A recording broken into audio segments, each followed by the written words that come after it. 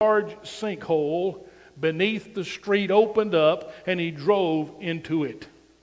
He didn't get hurt, but he was dazed and he was confused. For a while, he didn't know where he was or what had even happened. But later on, this is what he said. I was driving in my own neighborhood on a bright and sunny day, and the next minute, I was at the bottom of a deep, dark hole, and the world was caving in on me. When I read that little story, I thought, that's the picture of grief in our lives. One minute, our loved one is alive, and it's a bright and sunny day, and suddenly they're gone, and it's like falling into a deep, dark hole, leaving you dazed and confused. Studies have shown that the most intense grief experience is over the loss of a spouse, closely followed by the loss of a child. The third most intense grief experience, they tell us, is the death of a parent. I have learned that the grief experience is different for each person. Earl Grollman, who has written and taught extensively on the issue of grief, was asked one time, what's the worst kind of grief? And he replied, your own. Think about that. The worst kind of grief is your own grief. The worst pain you will experience is your own pain through grief. A number of studies have revealed that grief is a process. You go through several emotional stages to get to acceptance. It begins with a numbness or a shock. It's a built-in response to the news that your loved one has died. It can even be a blessing because it cushions the blow by blocking some of the emotional pain until you are ready to handle the full impact of the loss. When you are in shock, things around you are blurred. You feel numb. It seems like one big bad dream. On one level, you know it must be true. But on another level, you can't believe it. You don't want to believe it. You keep thinking that your loved one's going to call or come through the door. Shock. Numbness is a natural response of the human body to the news of loss. That is followed by pain and fatigue. When the shock wears off, you begin to experience the emotional and physical pain of grief. Doctors have identified some of the physical symptoms of grief. There's the tightening in the chest. There's the empty feeling in the abdomen. There's loss of appetite. There's feelings of fatigue and exhaustion. Feelings of fear and panic. Job said his pain was like the weight of all the sand of the sea. This is followed by emotional confusion. The emotions are so unpredictable when it comes to grief. Many will say, I think I'm going crazy. I read about one hospice worker who would make it a practice to call a family 1 month after their loss and talk with them. And often she heard, I think I'm going crazy. Some reported reoccurring dreams. Visions of seeing their loved one in a specific favorite chair or in a doorway. Many reported setting their place at the table. They said, I'm going crazy. No, you're not going crazy. That's a natural or normal response to grief during all of this emotional confusion. Listen again to Job. He said, I have no peace, no quietness. I have no rest, but only turmoil. Yeah, it's a natural response to have a lot of emotional confusion in a time of loss. But other emotional strangeness can be found through these emotions: anger, guilt, depression, and perhaps the most confusing emotion of all during a time of loss is the emotion of laughter. Some of you will recognize the name Grady Nutt, the late comedian. He told a funny story about a death experience in Kentucky. When the young pastor arrived at the house, there was a large crowd. He had trouble getting in the door. Finally, he got in the door, and he asked to see the widow, and they had to make a way for him to get to her. And she happened to be standing talking to a group just right outside the bathroom. And when he got to her, she pulled him into the bathroom to have a conversation about the service. She sat on the edge of the tub. He put the lid down and sat on the commode. It was a wonderful time of ministry. And when they got up, of course, the lady got up off the edge of the tub. The young preacher got up off the commode and did the most natural thing you can do. He flushed it. Of course, the widow and all of those who were standing outside began to laugh. That's a strange emotion at a time of loss and pain. But this is a time of strange emotional confusion. But the final stage in the grief process is acceptance. A healthy grieving experience brings you to the point when you accept the death of your loved one. Now listen to me. Acceptance is not forgetting your loved one. You will not forget your loved one. Acceptance is simply redirecting your life. Many say, my life will never be the same. You're right. It won't ever be the same. It will change. And the way you accept it is to redirect the change. You redirect your life. You cannot accept the loss unless you recognize and redirect your life. It involves hope concerning your future. 1 Thessalonians 4 says, I do not want you to sorrow as others who have no hope. It was examination day in little Emma's classroom at school. The question was, upon what do hibernating animals subsist during the winter? Emma thought for a moment, and this is what she wrote. All winter long, hibernating animals subsist on the hope of the coming spring. Friend, that's what you do to get through grief. It's the hope of a new day. It's the hope of a new way. You redirect your life. It involves the hope that we have in Jesus. Now, friend, unhealthy grief is when you get caught, you get stuck somewhere in the process, and you fail to accept the loss. So let me tell you some things that you can do to move through the process. These are called coping skills or coping methods. You implement what works for you. Here are some suggestions. Keep a journal of your feelings or your thoughts. Listen to music. It may be the music you enjoy, or it may be the music that you enjoyed together. Develop a hobby. Creative activities are wonderful outlets for grief. Write letters, they recommend. Write letters to your deceased loved ones. Release your emotional thoughts through the pen. Exercise. Scream. Outside, into your pillow, wherever you might be. Scream, let out your emotions. Set your emotions free. They suggest read a book on grief, talk to others.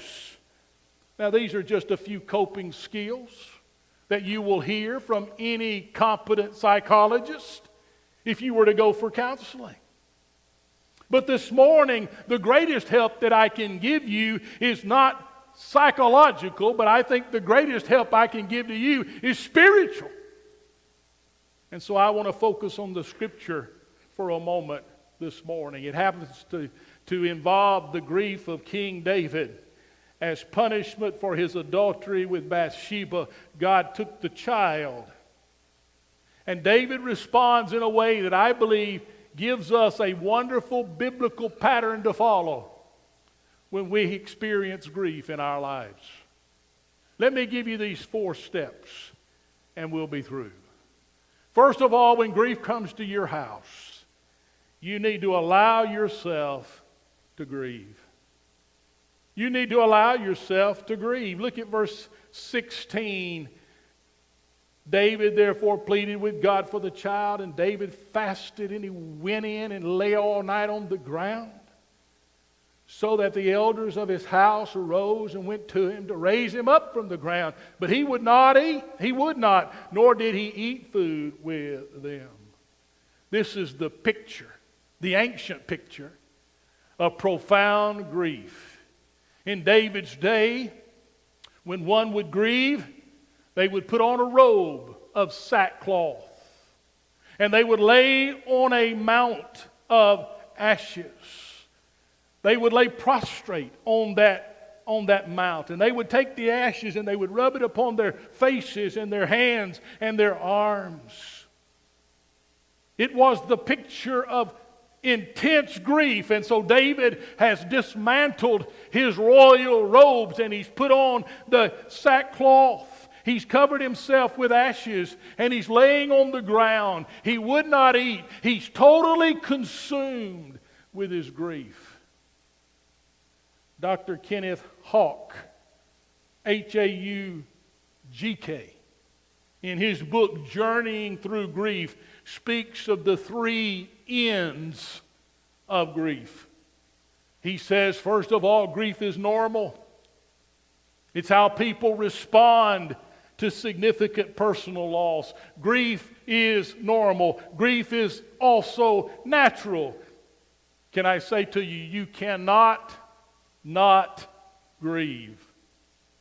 And I use a double negative there to stress that you cannot avoid it.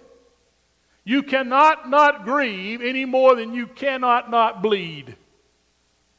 If you cut yourself, you're going to bleed. If you lose someone you love, you're going to grieve. It is natural. It is normal. But it's also necessary.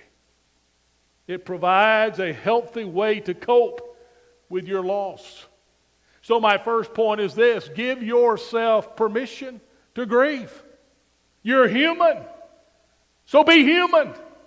Hey, you're not superhuman, so allow yourself to grieve.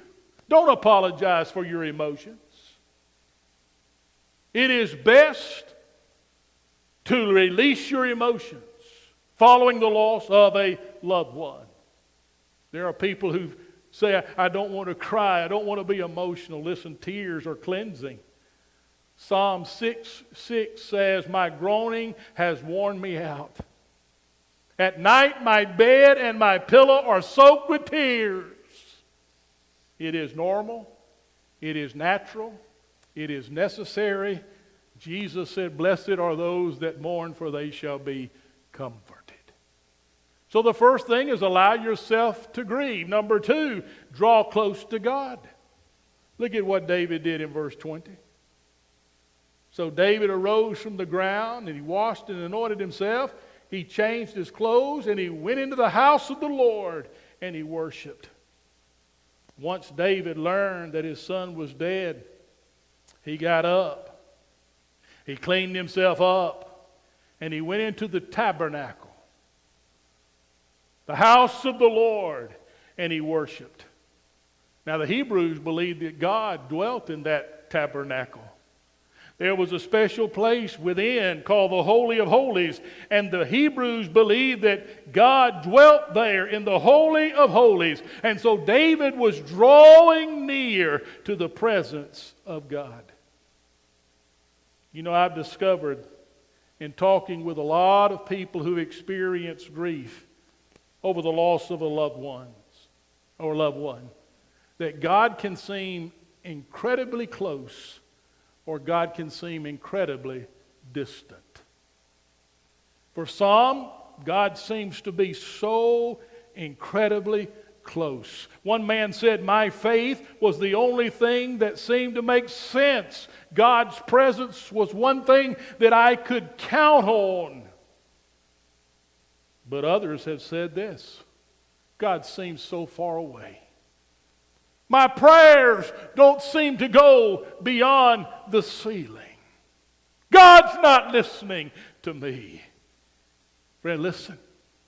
If that's the way you have felt in grief, please understand, you're not alone. Jesus felt that way from the cross. In the loss of a loved one, God can seem incredibly close, or He can seem incredibly distant. So what shall you do? Here's what I suggest. No matter how you feel, draw close to God. No matter how you feel, make the choice. I will walk toward God. I will walk with God. I will seek Him until He seems and feels incredibly close. Did you know He grieves and suffers with you? I can't explain it. I don't even understand it. But it seems that God doesn't take the pain away. He enters into the pain with us. He suffers when we suffer. When we cry, He cries. When we feel pain, He feels pain. He shares in our suffering. So draw close to God. That's what Jesus said. Jesus said, "Come to me." Peter said, "Cast all your cares upon Him." Max Lucado wrote, "Stand still and whisper God's name and listen. He is nearer than you think." So you got those two. Allow yourself to grieve. Draw close to God. And here's the third one. It's very practical, but I see it right here in David's response. You resume your pilgrimage as soon as possible. Get back to your routine as quickly as possible. Look at verse B of 20. Part B of 20. Then he went to his own house. And when he requested, they set food before him, and he ate. You see, David grieved, he drew close to God, and then he began to get back to the normal things of life, the routine things of life. He ate. Now, friend, this can be very overwhelming at first. But you take it one day at a time. Do what you can that day to get back into your routine. Let me quote Abraham Lincoln. The best thing about the future is that it only comes one day at a time. So take one day at a time and get back into your routine. Do what you can do in your normal routine on that day. Friend, it is extremely unhealthy to draw or to withdraw from life and relationships and be alone and hang on to your grief and pain. It's extremely unhealthy and unproductive to withdraw and blame yourself for what has happened. Things might have been worse if you had done what you think you should have done. Don't walk through grief alone. God and God's people will help you. You're going to have some difficult days. You have emotional days, days that you'll hear a song, you'll remember a special time, you'll see a friend, you'll see a picture that reminds you of your loss, and you're going to cry, and that's okay. It helps relieve pain and stress. But you see, once you get through the emotional moments, then you must again make your steps to get back into the normal routine of your life. I'll quote Vance Havner. He wrote these words following the loss of his wife. One thing is for certain, when your dearest leaves you for heaven and you plod on alone, there can be no harder blow. It does no good to emotionally accuse or condemn yourself. Things might have been worse if we had done something we thought we should have that would have been better. But let us put the past, the good and the bad, and whatever might have been into God's hands and resume our pilgrimage. That's a good word. You resume your pilgrimage, you get back to your normal activity as soon as you can. It will be painful, but it is necessary. Now, here's the fourth and final thing. This is the one that always excites me. You need a plan for a reunion. You see verse 23. David says, can I bring him back again? The answer is no. But he says, I shall go to him, but he shall not return to me. Listen, long before New Testament revelation, David knew the truth about life after death. You see, those who die in the Lord, they will not come back here, but we can go to them. There will be a reunion in a place that we call heaven. Paul said to be absent from the body is to be present with the Lord. Now, most of us here today know about family reunions. And you are family.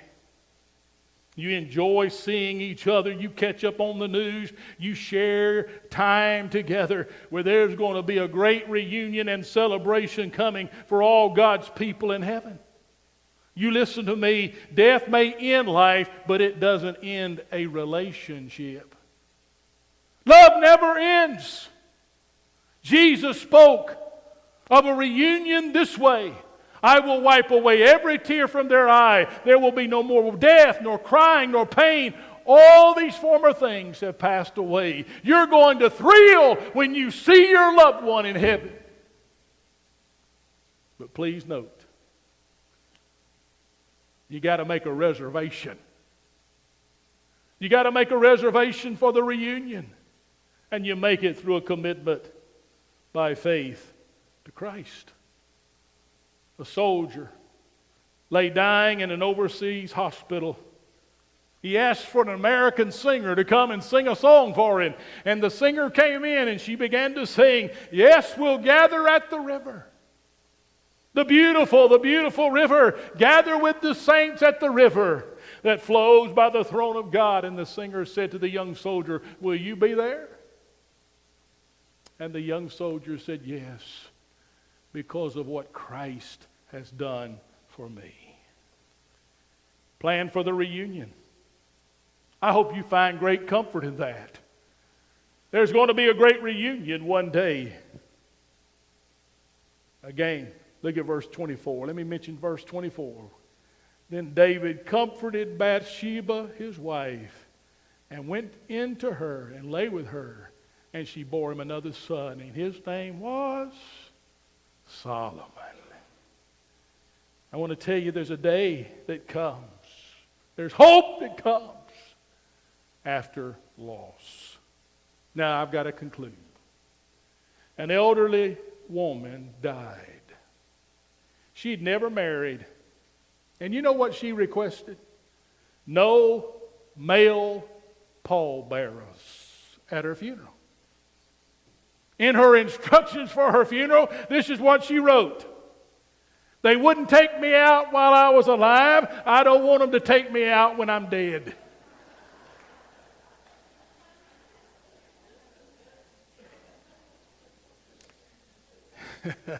You know, friend, We often joke about death. It's one of our coping skills, our coping mechanism with a very serious subject. But friend, grief and the pain that it brings is a serious, serious matter. Martin Luther, the great reformer, had a 14-year-old daughter whose name was Magdalena. And despite his unparalleled love for her, he could not stop a fever that came upon her body. He could not slow it down, and it took her life. The heartbroken father held Magdalena in his arms when she died. And at the funeral, the great preacher explained the inevitable tension between a broken-hearted father and a dedicated child of God. Listen to what he says. How strange it is to know that she is at peace and she is well, and yet to be so sorrowful. Isn't that the tension we feel when our loved one is taken? We know that they're with Jesus. We know that they're well. But yet we are so sorrowful. That's grief. And grief is as natural as breathing. The poem says it so well. I never knew it could hurt so much. I never knew so many strong feelings could churn inside of me. I'm overwhelmed. I'm confused. I'm angry. I'm lonely. I am hurting. Part of my heart is ripped away. How will I survive this? Oh, how long will it hurt, God? How long will it hurt? How long it hurts is difficult to say. Again, grief is a process. It takes longer for some than others. But these 4 steps can help you along your way. Allow yourself to grieve. Draw close to God. Get back into your routine as quickly as you can and plan for a reunion. I'll leave you with the great thoughts of the great theologian William Shakespeare. Y'all didn't know he was a theologian, did you? What wound did ever heal but by degrees? That's a good statement. What wound did ever heal but by degrees? Your grief will get better. It will take time. You'll get through it, perhaps by degrees. Let's pray. Father, thank you for your word, and thank you for its practical instruction. And Father, grief is one thing we all experience, and we need help.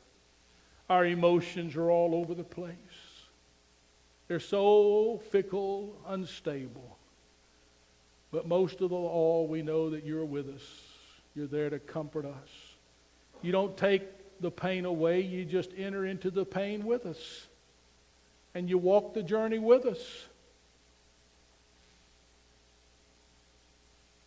Thank you for your word that says you never leave us or forsake us. May we understand that no matter how much our hearts are grieved, no matter how much our hearts are broken, no matter how much pain we might experience, we can get through our grief.